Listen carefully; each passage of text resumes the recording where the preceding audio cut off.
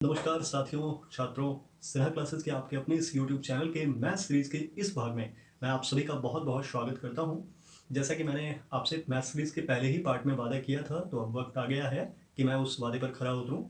तो math series का एक भाग आज मैं आपके सामने रख रहा हूं और इसी से जुड़ा हुआ एक अगला भाग कल ही इसी चैनल के माध्यम से आपको मुहैया करा दिया जाएगा। समय की काफ़ी व्यस्तताएं होती हैं, क्योंकि आप जानते हैं स्नेहा क्लासेस केवल मैथ्स के लिए एक अच्छा प्लेटफॉर्म नहीं है, बल्कि पॉलिटी, हिस्ट्री, लॉ के वीडियो लेक्चर्स भी इस चैनल पर अपलोड किए जाते हैं। और साथ ही कॉम्पिटिटिव एग्जाम्स की तैयारी कर रहे सभी छात्रों के लिए जीएस के जो क्वेश्चंस होते हैं वो मैं प्रयास करता हूं कि 30 सेकंड से 1 मिनट के अंदर आप सभी तक पहुंचा सकूं। तो अगर इन समय की व्यस्तताओं के लिए और मेरे एफर्ट्स में अगर कोई कमी आ जाए और जिस वजह से मैं वीडियो अपलोड ना कर पाऊँ कल, तो इस बात की गारंटी है कि आने वाले 3 दिनों में आप तक वीडियो पहुंचा दिया जाएगा। तो स्नेहा क्लासेस के मैथ सीरीज से जितने भी छात्र जुड़े हैं, उनसे मैं उम्मीद करता हूं कि अब तक के जितने पार्ट्स मैंने अपलोड किए हैं, जितने वीडियोस आपने देखे हैं, वहां तक की सारी बातें साफ हो चुकी हैं और अब हम अगले पड़ाव में चल सकते हैं। चलने से पहले अगर आप हेडफोन, ब्लूटूथ कुछ यूज़ करते हैं तो करें और थोड़ा सा आइसोलेटेड हो जाए। वो मैं मैथ्स के लिए हमेशा कहूँगा, क्योंकि जितना बेहतर आप सुनेंगे, देखेंगे, उतना ही बेहतर आप चीज़ों को समझ पाएंगे। तो अगला पड़ाव है हमारा एचसीएफ एंड एलसीएम। लेकिन मैंने क्या कहा था आपसे कि जब मैं एचसीएफ और एलसीएम करवाऊंगा तो उससे पहले ही मैं आपको फंडामेंटल थ्योरम ऑफ अर्थमेटिक करवा दूंगा। जो बच्चे मुझे जान चुके हैं वो इतना समझ रहे होंगे कि मैं संकेतों का प्रयोग करता हूं लिखते समय, ताकि चीज़ें आसान रहे और समय की भी थोड़ी बचत हो, जिससे कि आप बहुत कम समय में बहुत ज़्यादा समझ सकें।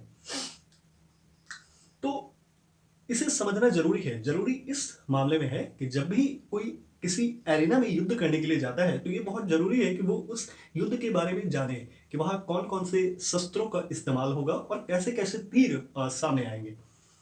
तो क्योंकि जब आप बोर्ड की तैयारी कर रहे होते हैं, अरे मेरे मेरे कहने का सीधा सा मतलब है कि आप अपने क्लास 10 के बोर्ड को भी यूपीएससी का ही एग्जाम समझ लीजिए। आप आइडिया लगा लीजिए कि अगर आप उसे यूपीएससी समझ लेंगे, तो फिर यूपीएससी तक पहुंचते पहुंचते चीजें कितनी सरल हो जाएंगी।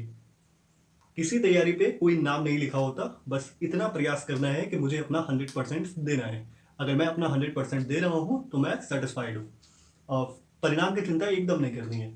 तो इसीलिए इस क्लास 10 के एरिना में आपको ये जानना बहुत जरूरी है, क्योंकि जब आप फंडामेंटल थ्योरम ऑफ अर्थमेटिक को समझेंगे, तभी आप इसके आगे एलसीएम, एचसीएफ इन चीजों को बहुत ढंग से कर पाएंगे। और कोई बहुत बड़ा हाथी घोड़ा है नहीं इसमें। मैं आपको समझाऊंगा कि फंडामेंटल थ्योरम ऑफ अर्थमेटिक वही प्रोसेस है जो आप बहुत लंबे समय से कर रहे हैं, लेकिन बस आपके ध्यान में नहीं है कि वो फंडामेंटल थ्योरम ऑफ अर्थमेटिक है। ध्यान से समझिएगा। मैं इसे दो क्लाउज में बांट देता हूं। पहला क्लाउज तो ये, फंडामेंटल थ्योरम ऑफ अर्थमेटिक कहता है every composite number can be expressed और factorised as a product of primes. तो यहां एक लाइन, एक क्लाउज में लिख देता हूं, प्रोडक्ट ऑफ प्राइम्स। और दूसरा क्लॉज ये कहता है कि and this factorisation is unique except for the order in which the prime factors occur. तो यूनिक वाला जो लाइन है, क्लॉज है, वो मैं यहां रख देता हूं। ठीक है। और एक क्लॉज मैं आपके लिए बना देता हूं, हालांकि मैं उम्मीद करता हूं कि जो क्लास 10 के बच्चे हैं वो इसे समझ रहे होंगे। Primes and composites. अच्छा, बहुत सारे बच्चे ये सोचेंगे कि मैंने एक सेकंड के लिए मैं बता दूं कि मैंने यूपीएससी का ही नाम क्यों लिया। वो जब मैं उदाहरण दे रहा होता हूँ, चीज़ों को समझा रहा होता हूँ, तो मैं प्रयास करता हूँ कि जैसे यूपीएससी के एग्जाम को इंडिया का सबसे डिफिकल्ट एग्जाम समझा जाता है, माना जाता है, इसलिए मैंने ये एग्जाम्पल लिया। और कोई रीजन नहीं है। ऐसा नहीं है कि केवल यूपीएससी ही एक ये है, ऐसा कुछ नहीं है। बहुत सारे बच्चों के अपने अपने ड्रीम्स होते हैं और सभी के ड्रीम्स का मैं पूरा पूरा सम्मान करता हूँ। वो बस एग्जाम्पल के लिए मैंने यूपीएससी बोला था। ठीक है। तो प्रोडक्ट ऑफ प्राइम्स का मतलब ये है कि मैं ये समझता हूं कि आप प्राइम्स और कंपोजिट समझते होंगे। इसे एक्सप्लेन करना एक बार जरूरी है। देखिए, a prime number is a natural number which has only two factors and they are number one. सबसे पहले तो वो नंबर वन होगा एंड द नंबर इटसेल्फ। यानी प्राइम नंबर्स वो नंबर्स हैं जिनके केवल दो फैक्टर्स होते हैं। कितने फैक्टर्स? केवल दो। कौन कौन से? या तो नंबर एक, संख्या एक, या फिर वो नंबर खुद। तीसरा कोई फैक्टर नहीं होता, जैसे 7, 11, 13, ये सारे ऐसे जितने भी नंबर्स हैं वो प्राइम्स की कैटेगरी में आते हैं। ठीक इसका उल्टा कॉम्पोजिट वो नंबर्स होते हैं, a composite number is a natural number which has at least 3 factors और you can say in other words more than 2 factors, जिसके 2 से अधिक फैक्टर्स होते हैं। जैसे 14 ले लें आप, 8 ले लें आप, 16 ले लें आप, है ना। एक हिंट देता हूं, हालांकि इस हिंट के कॉन्वर्स को नहीं समझना है, बस केवल इस हिंट को समझना है कि दुनिया में जितने भी इवन नंबर हैं अगर उनसे 2 को हटा दिया जाए एक्सक्लूडिंग 2 तो वो सारे कॉम्पोजिट हैं। इसका मतलब ये कतई नहीं है कि दुनिया में जितने भी ऑड नंबर हैं वो कॉम्पोजिट नहीं है। मैं बस आपको ये हिंट दे रहा हूं कि जितने इवन नंबर्स हैं अगर 2 से 2 को हटा दिया जाए तो सारे कॉम्पोजिट हैं। जैसे 15 ऑड नंबर है लेकिन ये कॉम्पोजिट है, क्यों है? क्योंकि इसके 1, 15, 5 और 3 ये सारे फैक्टर्स हैं। तो इसके 4 हो गए ना, जिसके 4 फैक्टर हो गए यानी 2 से अधिक हो गए वो सारे कॉम्पोजिट हैं। जैसे 21, 121 ये तो हमेशा रहेगा, 3, 7 तो ये भी 4 हो गए, तो ये भी कॉम्पोजिट नंबर है। ठीक है, तो आपका फंडामेंटल थ्योरम ऑफ अर्थमेटिक ये कह रहा है कि every composite number can be factorised और expressed as a product of primes, यानी किसी भी कॉम्पोजिट नंबर को प्रोडक्ट ऑफ प्राइम्स के रूप में दिखाया जा सकता है।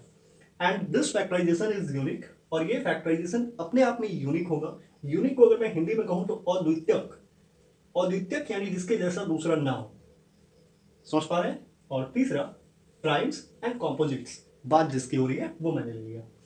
यहां पे ये समझना है कि ये क्यों लिखा हुआ है फिर कि accept for the order in which the prime factors occur. इसका मतलब ये है, मोटा मोटा आप समझिए कि फैक्टराइजेशन यूनिक है, किस ऑर्डर में उसे लिखा जा रहा है ये यूनिक नहीं है। मैं आगे एक्सप्लेन करके आपको समझाऊंगा, बताऊंगा। एक बार मोबाइल देख लो, क्योंकि मैं अकेला रहता हूं तो मुझे देखना होता है मोबाइल भी। तो अब मैं आपको एक एग्जाम्पल से समझाने का प्रयास करता हूं कि ऐसा क्यों लिखा हुआ है। ऐसा इसलिए लिखा हुआ है एक बहुत छोटा सा नंबर ले लेते हैं, जैसे हम लोग ले लेते हैं 42। ये मैं आपको समझाने के लिए ले रहा हूं। अब जैसे देखिए 42 के फैक्टर्स को निकालने के लिए हम लोग फैक्टर ट्री तैयार करते हैं, काफी लंबे समय से कर रहे हैं, क्लास 6, 7 से ही। फैक्टर ट्री 2 तरह के होते हैं, एक जो बुक में होता है और एक जो हम तैयार करते हैं। तो मैं अपना वाला करता हूं, ठीक है। एक वो वाला ट्री होता है ना जो बुक्स में दिया होता है, वो बहुत ज्यादा जरूरी नहीं है कि वैसे ही किया जाए। इसके लिए हम लोग क्या करते हैं कि सबसे छोटे नंबर से जो नेचुरल नंबर्स हैं वहां से नंबर्स को लेना शुरू करते हैं। और कोई तरीका नहीं है, कोई आकाशवाणी नहीं होती कि ये इससे डिविजिबल है, ये इससे डिविजिबल नहीं है। केवल और केवल एक तरीका है फंडामेंटल थ्योरम ऑफ अर्थमेटिक के लिए कि आप हिट एंड ट्रायल मेथड ले लें।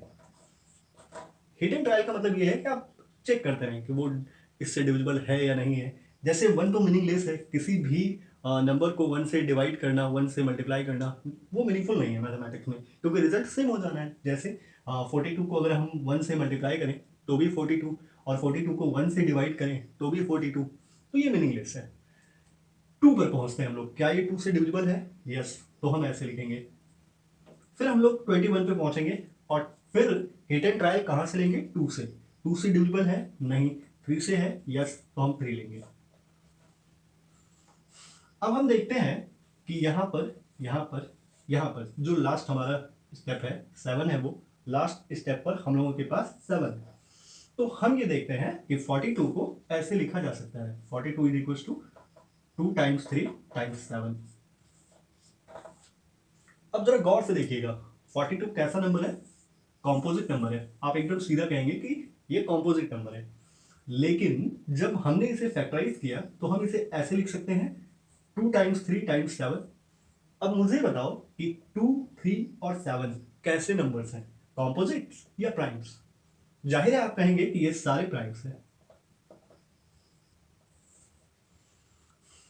और ये थ्योरम केवल और केवल कॉम्पोजिट नंबर पे अप्लाई होता है। और ऐसा एकदम नहीं समझिएगा कि 42 पर ही होता है, दुनिया के सारे कॉम्पोजिट नंबर पर ये fundamental theorem of arithmetic apply होता है। ठीक है, यानी अगर 42 की जगह आप 84 ले लें तो भी ठीक, बस फिर क्या होगा कि यहाँ एक 2 हमारा बढ़ जाएगा।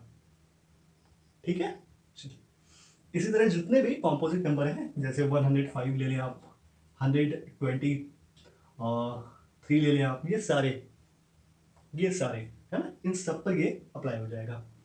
अब इस चीज को समझिए कि ये क्यों लिखा हुआ था। जैसे मान लीजिए कि एक तो मैं स्टूडेंट हूं और मैंने ऐसे लिख दिया 42 को 2 टाइम्स 3 टाइम्स 7। मान लेते हैं कि एक स्टूडेंट है दिव्यांश और वो इसी 42 को ही ऐसे प्राइम फैक्टराइज कर रहा है 7 टाइम्स 3 टाइम्स 2।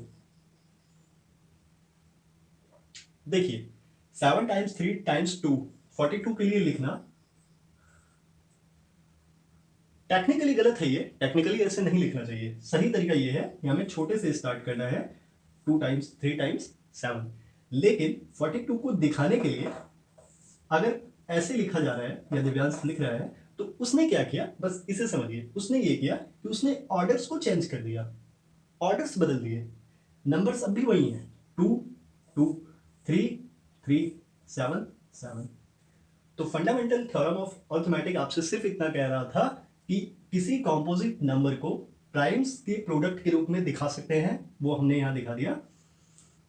और ये फैक्टराइजेशन अपने आप में यूनिक है, अद्वितीय है, अगर इसके ऑर्डर को छोड़ दिया जाए तो, क्योंकि इसके ऑर्डर को बदला जा सकता है। अब जैसे कोई और है वो ऐसे लिख देता है 3 टाइम्स 2 टाइम्स 7, ऑर्डर्स बदल सकते हैं लेकिन नंबर्स नहीं बदल सकते। तो ये पूरा का पूरा फंडामेंटल थ्योरम ऑफ अर्थमेटिक है। अब आप समझिए कि इसी फंडामेंटल थ्योरम ऑफ अर्थमेटिक जब हम लोग इसी नंबर पर अप्लाई करते हैं और कर उसे दिखाते हैं, शो करते हैं, तो यही पूरा का पूरा प्रोसेस प्राइम फैक्टराइजेशन कहलाता है। क्या कहलाता है? Prime factorisation. क्यों? क्योंकि हम लोग किसी कॉम्पोजिट नंबर को फैक्टराइज कर रहे हैं, और किस में कर रहे हैं, अगर ये पूछा जा रहा है कि कैसा फैक्टराइज कर रहे हैं, तो प्राइम फैक्टराइज कर रहे हैं, क्योंकि उसमें जितने भी फैक्टर्स आएंगे वो सारे प्राइम्स होंगे। बस यही कारण है कि इसे प्राइम फैक्टराइजेशन कहा जाता है। क्लास 10 में ऐसे क्वेश्चंस पूछे जाते हैं कि एक्सप्रेस 180, इस तरह का लिखा होता है, express 180 as product of primes. देखिए अगर यहाँ प्राइम फैक्टराइजेशन लिख दे तो चीजें आपके लिए एकदम सरल हो जाएंगी। तो बातों को थोड़ा सा घुमाया गया है, बोला गया है कि प्रोडक्ट ऑफ प्राइम्स के रूप में दिखाइए। तो इसके लिए हम लोग क्या करेंगे, इसके लिए हम लोग फिर वही एक फैक्टर ट्री तैयार करेंगे 180 और स्टार्ट करेंगे 2 से 90। ये ध्यान रखना है, ये एकदम ध्यान रखना है, समझ लीजिए इस चीज को, ये एकदम ध्यान रखना है। रिपीट करिए मेरे साथ कि जब भी हम लोग प्राइम फैक्टराइज करेंगे तो हम लोग लोएस्ट नेचुरल नंबर से स्टार्ट करेंगे, और लोएस्ट नेचुरल नंबर में हम लोग 1 को इंक्लूड नहीं करेंगे, क्योंकि 1 मीनिंगलेस है, 1 यहां पर मीनिंगलेस है, तो हम लोग उसको इंक्लूड नहीं करेंगे। हम लोग 2 से स्टार्ट करेंगे, नेचुरल नंबर 2 से स्टार्ट करेंगे, और फिर हिडन ट्रायल करते हुए आगे बढ़ेंगे। तब तक बढ़ते रहेंगे जब तक कि अंतिम स्टेप पर हमारे पास प्राइम ना आ जाए। अगर अंतिम स्टेप पर हमारे पास 10 है तो हम नहीं रुकेंगे, क्योंकि वो प्राइम नहीं है। ध्यान से समझिए, हम लोग कब तक आगे बढ़ते रहेंगे, जब तक कि अंतिम स्टेप हमारा प्राइम ना हो जाए। जब प्राइम आ जाएगा तो जाहिर सी बात है कि वो किसी से डिविजिबल नहीं होगा 1 और उस नंबर के अलावे, तो वहां हम लोग रुक जाएंगे और फिर उसे प्रोडक्ट के रूप में दिखा देंगे। और ये पूरा का पूरा प्रोसेस क्या कहलाएगा कि हमने 180 को प्राइम फैक्टराइज कर दिया। फाइन, ठीक है।